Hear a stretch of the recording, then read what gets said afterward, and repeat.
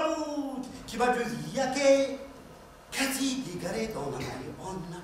این پارچه از نمایشنامه قصه استاد خیابانی بود طریق برنامه نقش منظور شما. بله بینندگان گرامی، در این نمایشنامه تنها یک نفر هنرپیشه صاحب تجربه، هنرپیشه کسبی تئاتر دولتی جوانان به نام محمود جان واحدов غنی جان عالمов با مهارت بلند در صحنه تئاتر نقش آفرینی کرده است و دل مخلصانش را نیز ربوده است. درود میگوییم بینندگان گرامی، برنامه امروزه را با این نمایشنامه و هنری هنرپیشه آغاز میبخشیم. سلام ما را بپذیرید.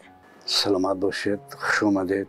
سلام عزیزان، تشکر میگویم که خیلی وقتی پر قیمت خود را برای ما صرف کردید. منتدار خودم را برای کلی دستاندرکاران تلویزیون سفینه بیان میکنم. ما نیز خیلی خوشحال هستیم که فعلا با شما در صحبت هستیم. در آغاز بهر مخلصانتان چی گفتنی دارید؟ البته هنرمند با مخلصانش زنده است و یک توأم است بین هنرمند و مخلصانش. همیشه یک لطف و مهربانی آنها چقدر گرمی ها میبخشد به هر یک هنرمند، یک کفکوبی آنها و زحمت خوی چندین وقتی، مثلا یک هفته، یک ماه، دو ماه، حتی یک ساله زیادتر هم شد، با یک لطف و مهربانی، با یک کفکوبی آنها با یک دیگر گرمی میبخشند و هنرمند را بازم در جاده خودش باز مستحکم میکنند، استوار میکنند. نمایشنامه قصه استاد خیابانی که در ژانر مونولوگ روی صحنه آمده است، البته از معاشرت و گفتگوی پرسوناژ ها نیز عبارت است. مؤلف، کارگردان هم هنرپیشه بودن در این نمایشنامه تا کدام اندازه برایتان مشکل بود؟ تشکر میارین. برای من مشکلیش در این است که اولا کارگردان خودم بودم. یعنی خیلی مشکل است که چون هنرمند خیلی میشود خودش از بیرون دیده تواند. هر یک قدمی خود را از بیرون نظاره کردن خیلی مشکل است. غیر از این مؤلفی همین یعنی نمایشنامه را خودم تیار کردم. این باز یک خیلی زحمت کلان است. برای یک نمایشنامه تیار کردن چقدر آدم زحمت میکشد، چقدر هر یک حرفی و هر یک بند و بستی و باید با هم دیگر توأم باشد، باید هر یک حرف از هم دیگر جدا نباید باشد. حالا که کلمه ها، حالا که جمله ها، حرف به حرف، یعنی این چیز است. و بغیر از این مؤلفی، کارگردانی، بغیر از این خب موسیقی آفریدن، موسیقی جدا کردن برای این نمایشنامه، جستجو کردن موسیقی خیلی که موسیقی یکی از جزئی جدا نشونده نمایشنامه است. بغیر از همه این خب بازیگرم بازم خودم بودم. سلامت باشید. شاید بینندگان گرامی شما از این نمایشنامه آگاه نباشید، از این خاطر نواری را برایتان پیشنهاد میکنیم و با صحبت را ادامه میدهیم.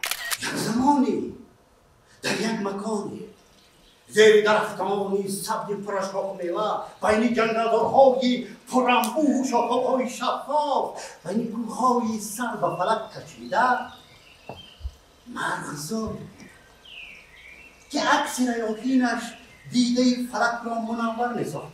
از هر شاخ گلدارش هزار ستاره تابان و از حسن آن ستارگان 9 فلک سرگردان. در چنین یک مرغزاری عجیب و غریب جانورکان بسیار از خزنده و چرنده سر کرده تا پرنده و درنده، خلاصه تمام حیوانات با خوبی و رفاقیت روزگار. اما راویان اخبار و ناقلان روزگار آوردند که روزگار این جانوران هیچگاه موافق طبعشان نمی‌گذشت. اگر روزی آرام بودند 10 روز دیگر ناآرام، و اگر روزی خوشحال بودند ماهی از غصه در خون دل می‌خوردند. یگان کس نفهمید، یگان کس درک نداشت. این در این صحنه شبها بیگویا وقتی که خالی میشد، اینا بعد فهمیدیم ما. وقتی که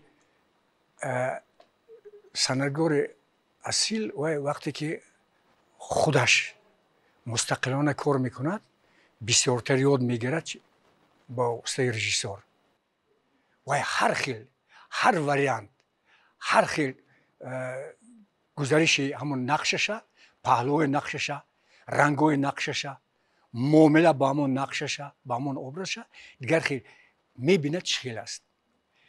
خلاصه محنت بسیار کرد. وقتی که یکم مرتبه وقتی پیشنهاد کرد در شروع بدیهی تئاتر، خب بعضی جاهای بودن که مثلا بعضی کمبودیا بودن، اونا را گفته شد قبول کردن، اصلاح کردن. حتی ما در یک جایگی نشستیم بالای همین نمایشنامه صحبت ها داشتیم، قبول کردن. استاد گویمش هم خطا نمیکنیم، چرا که در نوبت اساسی گیریم یکی از دانندگان شاهنامه بزرگ هستند، در این مسئله همتا ندارند. بعدا اینکه باز هم در این مسئله هایی که دایر به ادبیات، زبان، فیلولوژی اگر گوییم، کلا اگر فیلولوژی اگر گوییم، در این مسئله هر چیزی که ما لازم میشود به ما و یک از جواب میدین خوب دانش مکمل دارن، بایست غنی هستن، مثل نامشان غنی جان غنی هستن خودشون هم. همین نمایش هم در دایره انا همین اخلاق و آداب و فرهنگ و مدنیت و ما در چندین نمایشنامه ها دیدگیم استاد غنی جان عالموف در چندین نمایشنامه در روی صحنه دیدیم، اما در اینجا غنی جان عالموف تماما دیگر بودن. اینجا تنها غنی جان عالموف خودشان بودن. چقدر تاثیر بخش است وقتی که یک هنرمند در یک نمایشنامه با تمام هستیش نقش می آفرد، یعنی ابراز و خاراکتری عجیب رو می آفرد. چون نمایشنامه مونوسپکتاکل است، یعنی هر لحظه ابراز نیز تغییر می یابد، همینطور نه؟ بله درست گفتید مرینسو. در این نمایشنامه اول 18 قهرمان بود، دو توییوه اختصار شد و 16 قهرمان است. در نمایشنامه 16 قهرمان است، یعنی 16 ابراز رو شما بازی کردید. 16 ابراز که کاملا از هم دیگر فرق میکنن، حتی طرز تلفظ و گفتارشون فرق میکنن. مثلا اونجا یک قصه است از مثنوی معنوی، دو قصه است، دو حکایه از مثنوی معنوی. بله دو قصه عجیب است از مثنوی مولانا است. اونجا یک بقال و طوطی، یعنی هم بقال همون عطار فروش است، اونجا هم قهرمانی یک شخصیت کاملا جدا است و اونجا یک لهجه خیلی عجیب که صحبت دارد. اونجا مثلا اونجا در مرکز وقتی راوی نقل میکند قصه از قوم مغرور، اونجا هم یک لحظه بله اصلا رشته کاری این نمایش از کلیل و دیم نگرفته شده است. مونوسپکتاکل که تیار کرده است در اینجا همه چیز بود، همه چیز، هم سخن، هم فکر، هم گزارش ها، هم پهلوها، هم موضوع های هرخیله، هم تشبیه ها بود. دیگر در چیز میگن که من متافورا میگن. آفرین آفرین زیگی گوزینه و دیگر حیوان ها را پیروی کردن و گفتن آفرین زیگی ولی شعر آنها را با اشاره نگه داشت.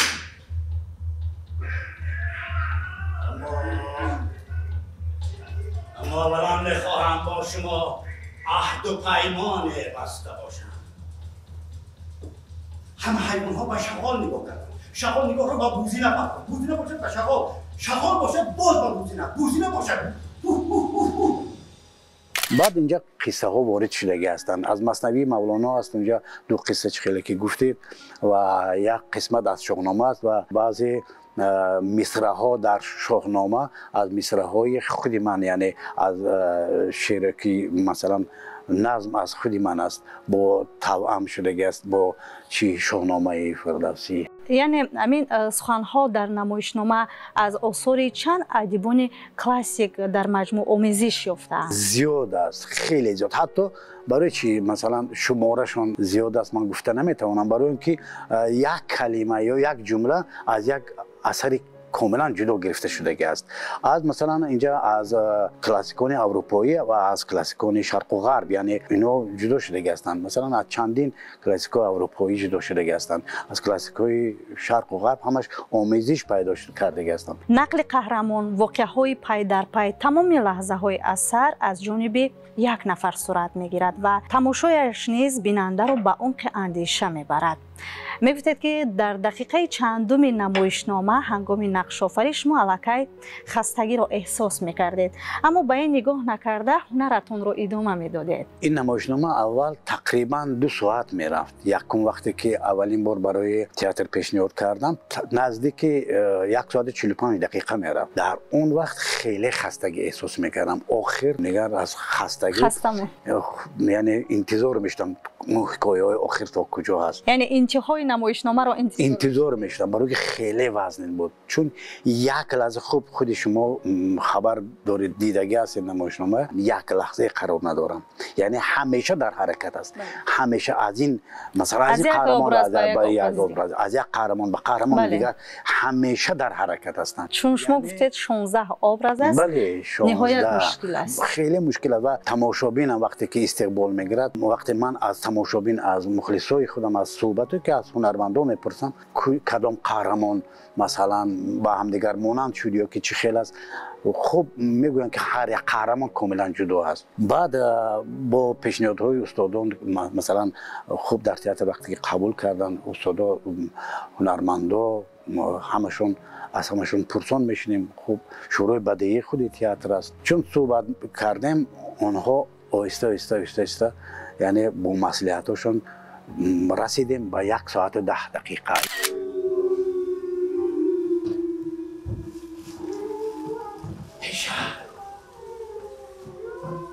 گاوی وحشی توست، تو بزرگ او بزرگ و زفته جوست. بز مرا که این میان است تو وسط.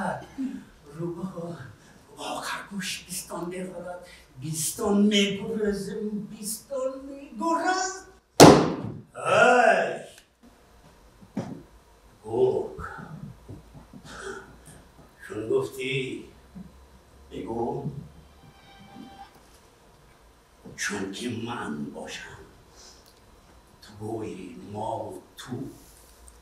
وقتی که اکتور این چیزا بسیار استفاده میبرد از زبان حیوانات، همچون آدم، پسیکولوژی همچون آدم بیان میکند از طبیعت همون حیوانات، پرنده، چون که در واقع همه خصلت ها هستند، خصلت آدمی هم هست. این همون بیان کرده توانست. من تبریک کردم، آفرین گفتم، لیکن خیلی بعضی جاها که به نظرم توفت که با عجیبتر میشه گفته، همین فکرها ما گفتم، خیلی جایی که معقول شد گرفت وارد کردند. بعد تماشا کردیم، با کمپاکنیتر بزیبتر شد.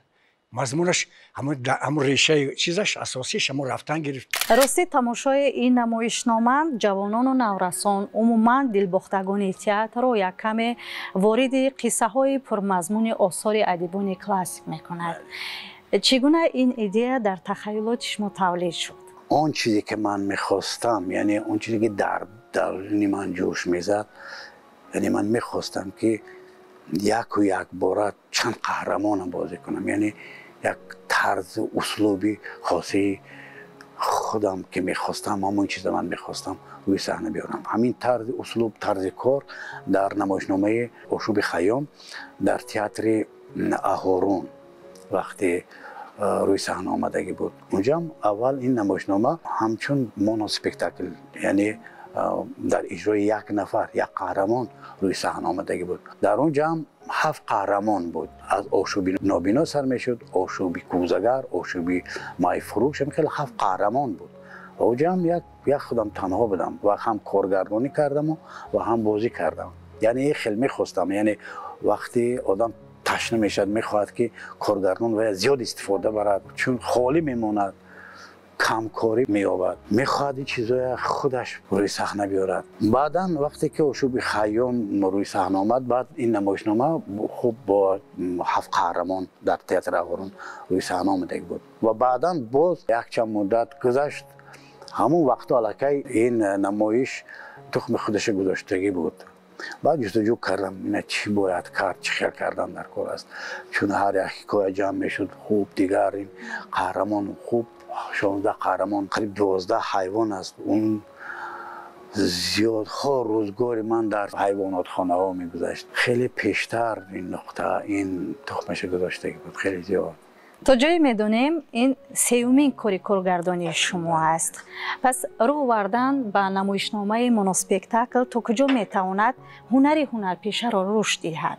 همین نمایشنامه من چی گویم، من خیلی چالاک کرد از یک ابراز دیگر ابراز گذاشتن، از جهت پلاستیکا، از جهت حرکت، از جهت خوب همه سخن همه چی. من حاضر حس میکنم من خودم علاقه من میخوام بازم از این یک نمایشنامه از این کامل مرکب تر باید باشد که من دیگر این سطح گذاشتم، من علاقه تیارم، دیگر خیلی میخوام یک چیزی پرقوت باشد که باید سطحی که باید باشد اجرایش داشته باشد، اجرا کنم. طرز سخنوریشون، طرز حرکت کردن بدنشون، طرز در صحنه بودنشون، اتیکای صحنویشون، هر آنچه که دایر به همین صحنه تئاتر هست که اتیکای مخصوص خودش دارد. غنی جان عالموف تنها خودشان بودن. فکر میکنم که این نمایشنامه‌ای که ماندن استاد خیابانی، این نمایشنامه غنی جان عالموف را همچون یک هنرمند باز دیگر کرد، کشاده کرد. مثل دریا که موجهای زیبا دارد، غنی جان عالموف در صحنه مثل همون موجهای دریا زیبا شنا میکرد، میرفت و سخن را چنان میرساند که تو در صحنه نشسته ای و تماشا داری و میخواهی که تماشا کنی. عقابه و هوا خواست از بحر طمع بال و پر خویش بر راستی با نظر کرد او چنین بود.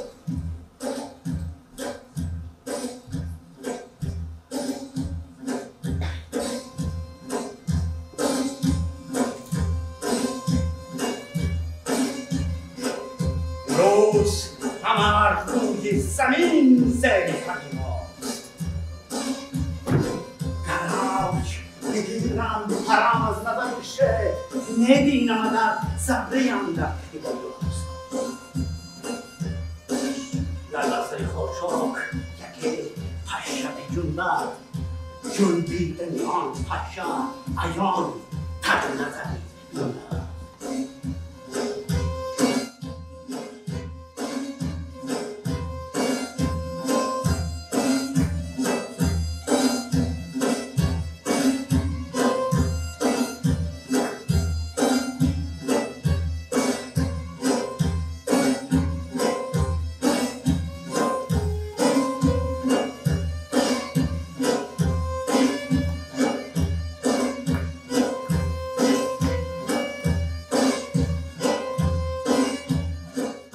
برای چی همین قسمت، یعنی قسمتی قصه عقاب مغرور در مرکزی نمایشنامه جای گرفته است؟ برای اینکه خواستم در همین قصه رقص وارد کنم. این یک زحمت دیگر بود، یعنی رقص کردن. اصلا در نمایشنامه ها مثلا رقاصان بهترین استادان صنعت دعوت میکنیم تا آنها رقص گذارن، اما من میخواستم اینا خودم اجرا کنم چون جستجوم خیلی زیاد بود. خودی همین قصه روز سری سنگ و عقابی به هوا خواست، از بحر طمع بال و پر خویش بیاراست، بر راستی بال نظر کرد و چنین گفت امروز همه روی زمین زیر پر ماست. عقاب بسیار به غرور میرود. حس کردم که همینجا رقص گذاشتن ممکن است، اما برای رقص، برای یک قصه موافق باید موسیقی اول پیدا شود تا اینکه تولید شود که به این قصه موافقت کنند. بعد از چقدر جستجوها گفتنها موسیقی رپای بدخشانی موافق آمد. اکنون به این رقص یافتن در کار بود. خب چقدر رقص های تماشا کردیم، چقدر جستجو کردیم، خیر دیگر رقص های سیسته گذاشتیم. در این نمایشنامه خودش را سر داد، آزاد بود. تمام امون 16 حیوانی که obraz داشت، هر یک obraz به خود یک خاراکتر خاص خود را داشت، همون 16 ҳайвонро бозӣ мекард. Ба ман бисёр бозиҳои уқубаш ман хуб трикада рӯзези сари санг гуфтам. Ман бовар кун гуфтам устод нӯшуд буд, офарин, меҳнат кардаӣ. Ҳамаи кор аз меҳнат аст, аз заҳмат аст. устод Ғаниҷон як шахсе аст ки саҳнаро дӯст медорад, меҳнатро дӯст медорад, аз меҳнат наметарсад. барои ҳамин муваффақ мешавад. қиссаи устоди Хиёбонӣ дар аввал барои бинанда каме муаммо аст, аммо дар тӯли як соат пас аз тамошои пурраи намоишнома бинанда мазмуну муҳтавои намоишномаро ба хубӣ дарк карда метавонад. Яъне ба умқи асар агар жарфтар нигарем, як мавзӯи доғирӯз аст. ҳамин тавр не? дуруст аст. аслан вақте ки намоишнома рӯи саҳна омад, худи ҳунармандои худи театр мо ҳам баъзе устодо ҳам гуфтанд ки мушкил аст, хеле даркаш мушкил аст. яъне лаҳҷаҳо ворид кардем, яъне наздик кардем ба тамошобин. фикр кардам бояд тамошобин мушкил бошад, масалан дарки вай, чун қиссаҳо зиёд ҳамаш классикӣ ҳастанд. مثلا خو اروپایی باشد، مثلا شاهنامه است، اینجا قصه از مثنوی مولانا است، اما من مثلا مثال عادیش دارم قصه در دراماتورگی نیز دیده میشه در این نمایشنامه. بله همون قصه عقاب مغرور یا که مثلا از مثنوی مولانا خو از شاهنامه، یعنی اونجا چی خیلی است. من قصه هم نقل میکنم، هم شرح میتونم دارم اونجا، هم با بیننده در صحبت هستی. بله در آزادانه با بیننده صحبت میکنم و شرح داده، یعنی کاملا مصرع‌ها کشوده میشود، کاملا کشوده میشود. سخنگویی و پاوزه های غنیجان، پلاستیک غنیجان، من عادت نکردم که خیلی پلاستیک داشته باشد. و از نام میمون، خیلی برای مثال حرکت و چیزهای میمون، همون پلاستیک میمون، عقابه، اون رقصی که عقاب پرواز میکنه، چیز مجازی و خیلی عجیب است، خیلی عجیب. باور کنید این یک توفه وای بود با همین عید استقلالیت. شما واقعا هم با عرق جبین نقش آفریدید، با یک صمیمیت نقش آفریدید. میگفتید که برای روی کار آوردن چنین نمایشنامه، یعنی مونوسپکتاکل، چقدر وقت لازم است تا هنرپیشه قابل قبول باشد؟ خیلی فرصتی زیاد در کار است، خیلی زیاد در کار است و خیلی زحمت سنگین در کار است تا این گونه نمایش روی صحنه بیاید. من از زحمت خودم که اینقدر زحمت سنگین بودیم، تقریبا اگر 20 سال باشد، اگر همین زحمت است، هرچند که در مدت چند ماه مثلا این روی صحنه می بیاید، اما این فرصت ثمرش چندین سال است. ای فلان، ای کل، خودش فلان نمی‌فهمه. ای کل، از چه کل با کل‌ها آمیختی؟ تو هم مگر مثل من از شیشه روغن ریختی؟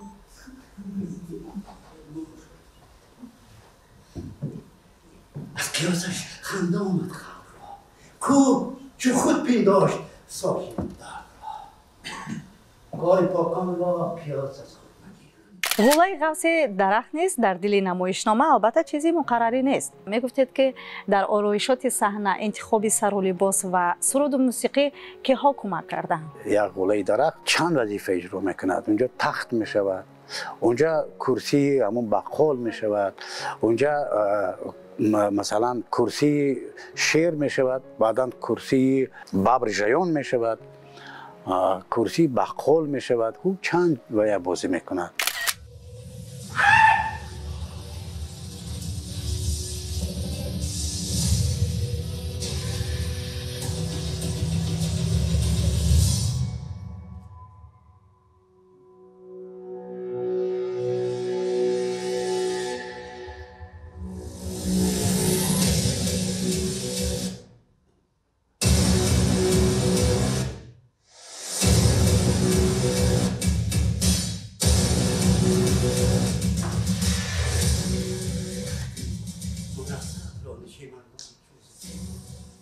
چقدر جالب است وقتی که با هنرنمای خود تالا را ساکت نگه می‌دارید و دلها را نیز به تپش می‌آورید.